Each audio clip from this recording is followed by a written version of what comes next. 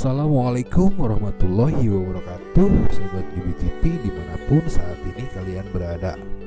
Dalam hadis-hadis Rasulullah yang menceritakan tentang akhir zaman, ada beberapa tempat penting yang akan menjadi saksi sejarah akhir zaman, yang dalamnya akan terjadi berbagai fenomena besar dan penting yang dinubuatkan akan terjadi. Dalam kesempatan kali ini, UBTP akan menyajikan 7 diantaranya. Besar harapannya apa yang UBTP sajikan dapat bermanfaat dan menambah hasan wawasan kita untuk mempertebal keimanan kita kepadanya. Jika dirasakan apa yang UBTP sampaikan bermanfaat, maka tidak ada salahnya untuk sobat menekan tombol like dan subscribe serta menyalakan tanda loncengnya untuk selalu mendapatkan berita terbaru akan video-video yang UBTP unggah untuk Anda. Sobat UBTP, dalam hadis Sahih Muslim diceritakan tentang akan turunnya kembali Nabi Isa di sebuah masjid berwarna putih di kota Damsyik atau Damaskus. Dalam berbagai hadis kemudian diceritakan pula turunnya Nabi Isa di saat akan menunaikan sholat subuh itu akan didampingi oleh 2 malaikat dan menemui Imam Mahdi yang sudah siap melaksanakan sholat subuh. Imam Mahdi kemudian mempersilahkan Nabi Isa untuk menjadi imam dalam sholat. Nabi Isa kemudian mengatakan 2 al-fadilah yang harus menjadi imam dalam sholat itu. Lalu beliau pun sholat di belakang Ahmadi. Saat setelah sholat, tiba-tiba Dajjal datang dari pintu gerbang masjid itu. Dajjal yang tidak mengetahui kedatangan Nabi Isa menjadi kaget ketika melihat Nabi Isa dan badannya kemudian meleleh seperti garam tersapu air. Dajjal kemudian lari dan Nabi Isa pun mengejarnya hingga sampai di pintu Lut, atau banyak pendapat kemudian menyebut itu kota Bablut, Israel. Di sanalah Nabi Isa kemudian membunuh Dajjal. Sobat UBTP, dalam hadis riwayat Ahmad diceritakan Rasulullah pernah ditanya kota manakah dari kedua kota antara Konstantinopel dan Roma yang akan ditaklukkan terlebih dahulu. Lalu Rasulullah menjawab kota Heraklius yang akan ditaklukkan terlebih dahulu, yang itu berarti kota Konstantinopel yang akan ditaklukkan lebih dulu.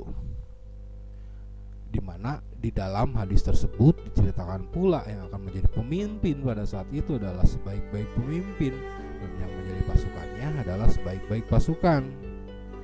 Lalu kemudian banyak di antara kita berpendapat bahwa nubuat itu telah digenapi terkait telah takluknya kemudian kota Konstantinopel pada tahun 1453 di tangan Mehmed II atau Sultan Muhammad Al-Fatih dari kekhilafahan Utsmani Turki, yang hingga sampai sekarang bahkan kota Konstantinopel masih menjadi bagian dari negara Turki dan diganti nama menjadi Istanbul.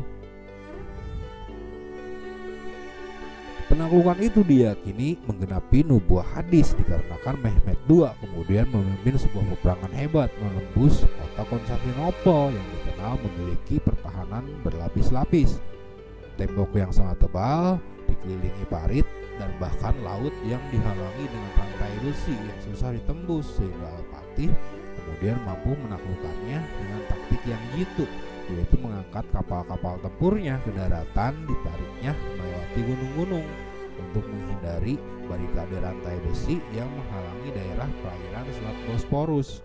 Sehingga kehebatan taktik itulah yang dianggap menggenapi nubuat hadis tentang yang menjadi pemimpin adalah sebaik-baik pemimpin dan pasukannya adalah sebaik-baik pasukan. Meskipun pada kenyataannya hadis lain yang menyebutkan penaklukan kota itu tidaklah dilakukan dalam peperangan, bahkan tidak dengan menggunakan satu batang anak panah pun.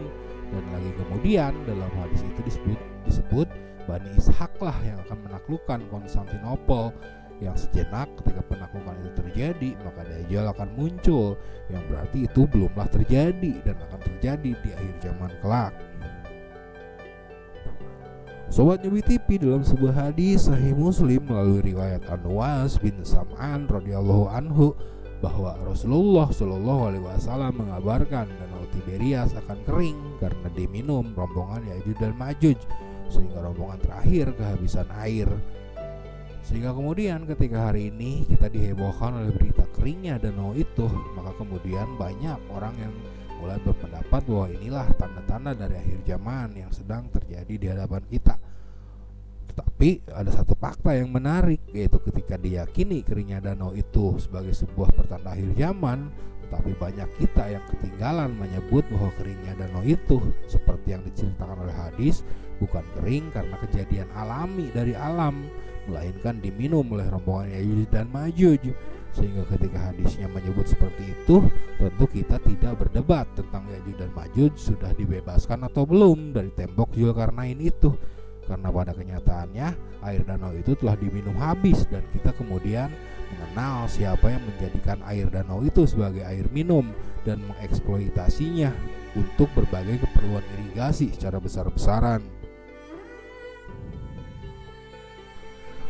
Tempat berikutnya kemudian adalah Sungai Efrat, di mana di dalam hadis Sahih Muslim diceritakan tentang mengeringnya sungai itu, lalu dari dalamnya akan keluar gunung emas, di mana manusia kemudian akan memperebutkannya. Dari setiap 100 orang yang akan memperebutkan gunung itu, maka 99 orang tidak akan selamat dan 1 orang yang akan selamat. Banyak kemudian yang menafsirkan hadis itu secara tekstual, yaitu meyakini bahwa gunung emas akan benar-benar keluar dari dalam sungai itu, lalu kemudian manusia akan pergi memperebutkannya dalam sebuah peperangan maha besar, dan hanya akan menyisakan 1 orang selamat dari setiap 100 orang yang berangkat memperebutkannya. Tetapi ada pula yang berpendapat bahwa gunung emas yang dimaksud adalah minyak mentah atau crude oil, di mana keberadaan minyak di Sungai Efrat akan memicu perebutan yang hebat negara-negara adikuasa seperti Amerika Serikat versus Rusia, Cina dan Iran, di mana peperangan mereka tentu akan sangat dahsyat dan berpotensi menjadi perang terhebat sepanjang sejarah manusia, yaitu peperangan nuklir. Sobat Newbie TV, kita kemudian mengenal ke-10 tanda hari dari kiamat besar, yaitu salah satunya adalah api yang akan muncul dari Yaman, di mana manusia seluruhnya diyakini akan digiring oleh api itu ke dalam satu tempat. Yang penulis mungkin secara pribadi tidak sependapat dengan pemahaman itu, dan api yang dimaksud dalam hemat penulis adalah bukan api yang sebenar-benarnya secara tekstual, yaitu api yang menyala-nyala yang muncul dari Yaman dan menggiring manusia seluruhnya menuju ke sebuah tempat, melainkan sebuah api revolusi yang muncul akibat diagresinya Yaman dengan barbar akhir-akhir ini, yang mungkin bisa memicu keluarnya Al-Yamani dan Khurasani untuk mendatangi para pangeran yang sedang berebut tahta. Dan tentu itu penulis maklumi hanya sebatas analisa, dan tidak ada yang dari kita yang mengetahui pendapat yang benar, hanya dialah satu-satunya pemilik dari kebenaran itu.